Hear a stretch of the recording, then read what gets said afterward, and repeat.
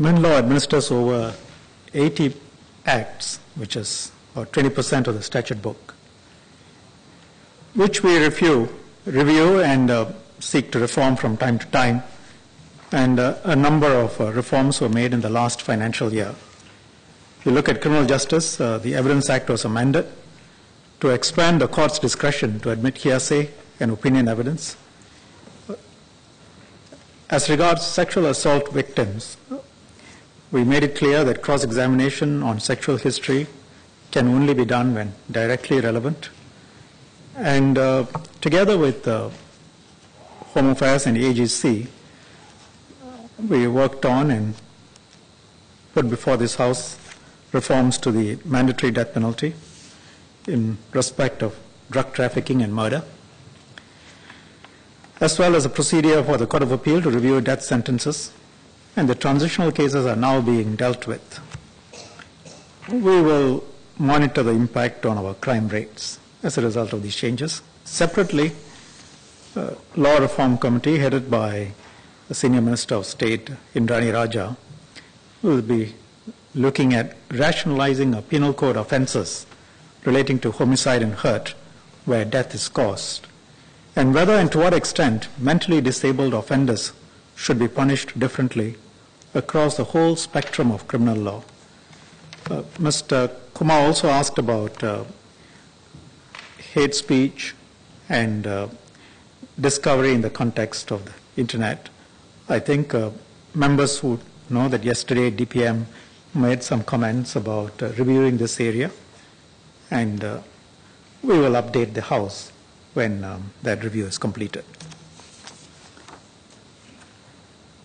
As regards boosting the legal services sector, we, again in the context of legislative amendments, we amended the Legal Profession Act, the International Arbitration Act, the Foreign Limitations Periods Act. And if you look at the Legal Profession Act, we widened or brought it back to the original position on the ad hoc admissions of QCs. More flexibility was given for Singapore firms to collaborate with foreign firms. And under the International Arbitration Act, we updated the definition of arbitration agreement to recognize emergency arbitrators and clarify the tribunal's power to award interest, and allowed judicial review of negative jurisdictional rulings. As regards the Foreign Limitation Periods Act, where a case is governed by foreign law, the issue of limitation, we made it clear, would be governed by foreign law. And that made Singapore a more neutral forum. The amendments were made as part of an overall effort to develop our arbitration sector.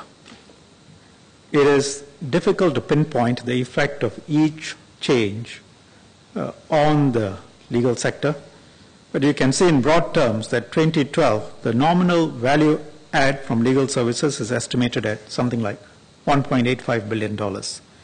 In 2008, that was $1.48 billion, so it's a 25% increase.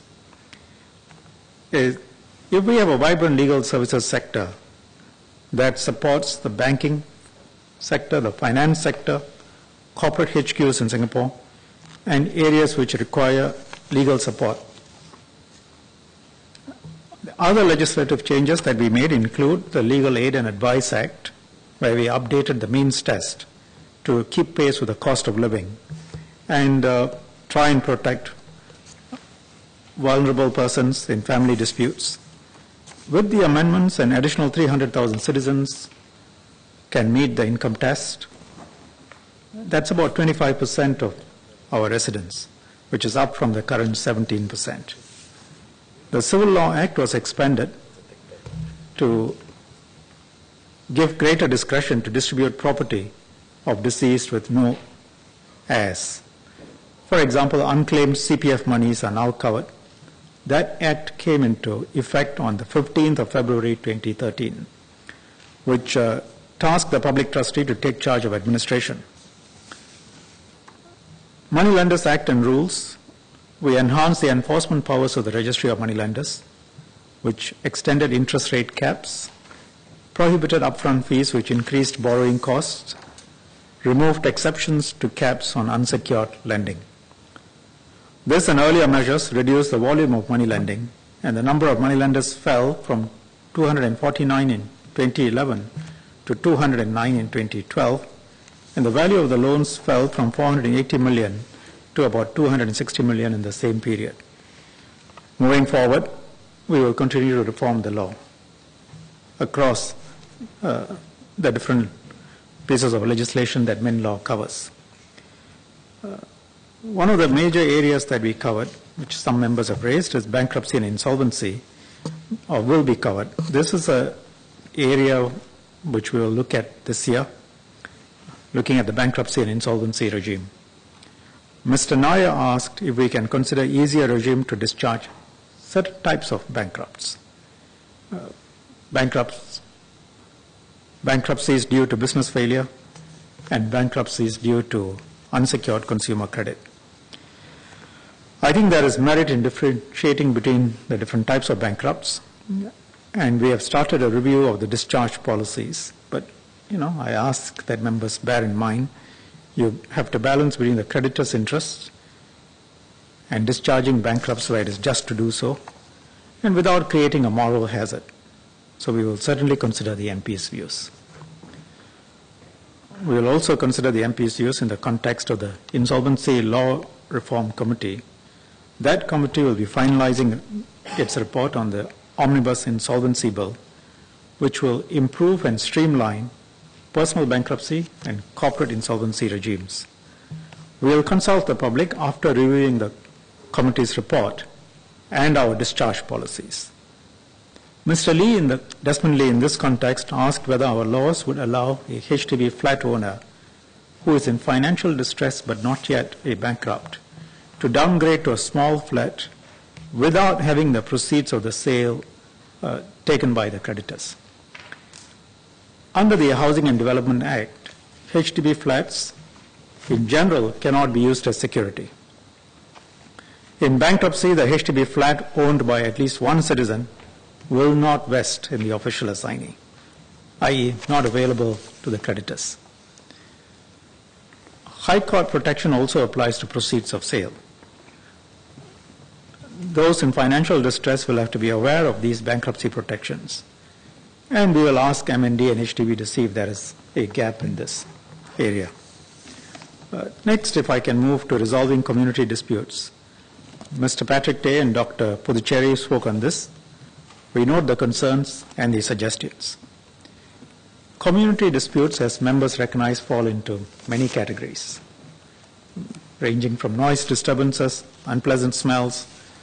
Some are bona fide, some may suggest extreme sensitivity. And it is an area that is inherently difficult to resolve because emotions tend to run high and the views are very subjective on what is acceptable behavior. The existing framework of criminal and civil laws, I think, may need to be relooked at. And my ministry is working with Ministry of National Development, Home Affairs, and CCY to see if we can develop a framework that can apply to this set of issues.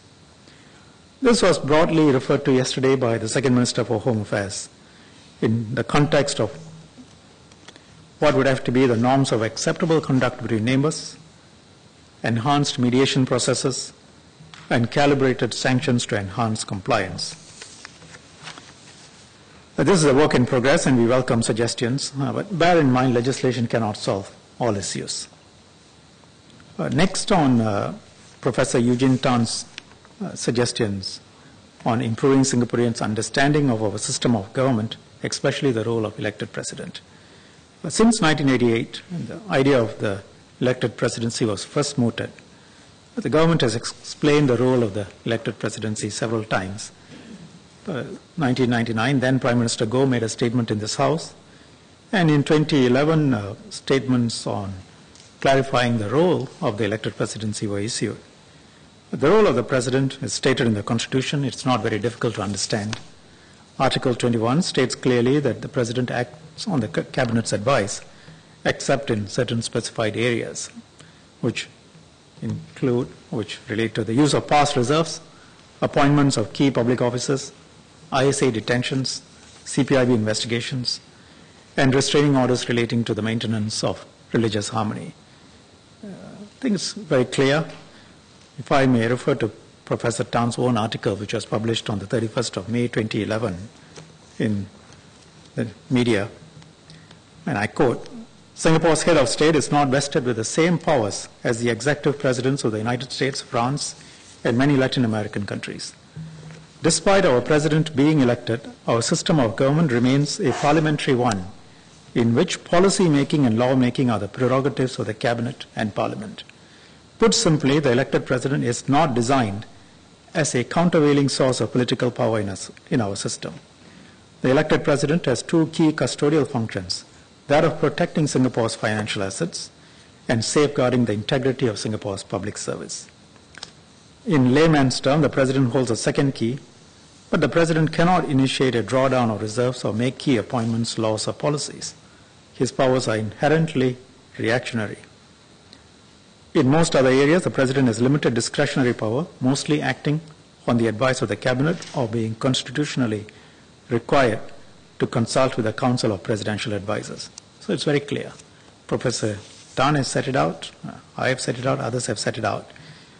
I would suggest that in the specific context that Professor Tan mentioned it in terms of the candidates saying what they thought the powers were, or some of the candidates at least, that it's not a problem of public misunderstanding. It's perhaps